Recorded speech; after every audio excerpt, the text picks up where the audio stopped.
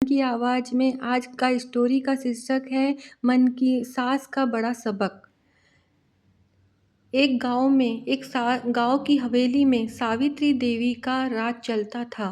वह अपने बेटे रवि और बहू प्रिया के साथ रहती थी। रवि से शाम तक शहर की फैक्ट्री में काम करता था और घर की जिम्मेदारी प्रिया के हाथ में थी।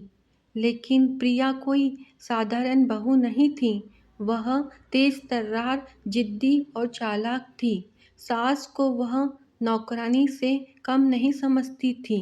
जरा सी बात पर चिल्लाना, खाना फेंक देना और मेहमानों के सामने अपमानित करना, यह सब उसके रोज का काम था।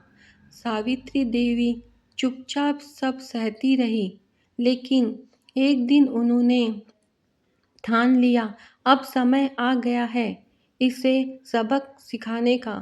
अगली सुबह उन्होंने नाटक किया कि उनका गहनों का डिब्बा चोरी हो गया है और घर में हंगामा मच गया। प्रिया भी चौंकने का नाटक करने लगी, लेकिन उसकी आंखों में एक अजीब सी चमक दिखी।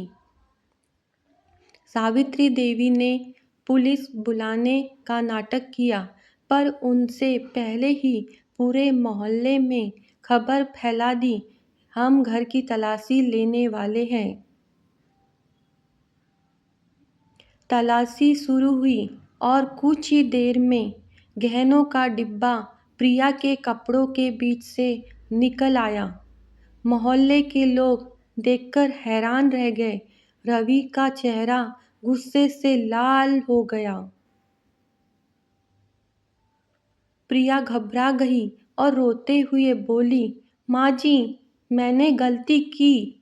बस गुस्से में आपको सबक सिखाने के लिए गहने छुपाए थे, चुराने का इरादा नहीं था। सावित्री देवी ने गहने उठाकर कहा, आज तो गहने वापस मिल गए, लेकिन अगर तुम अपना चरित्र खो देती तो उससे कोई भी वापस नहीं ला पाता। बहू इज्जत से बढ़कर कोई दौलत नहीं होती है। उस दिन के बाद प्रिया का व्यवहार पूरी तरह बदल गया। उसने सास के पैर पकड़कर माफ़ी मांगी और सच में उनकी इज्जत करने लगी।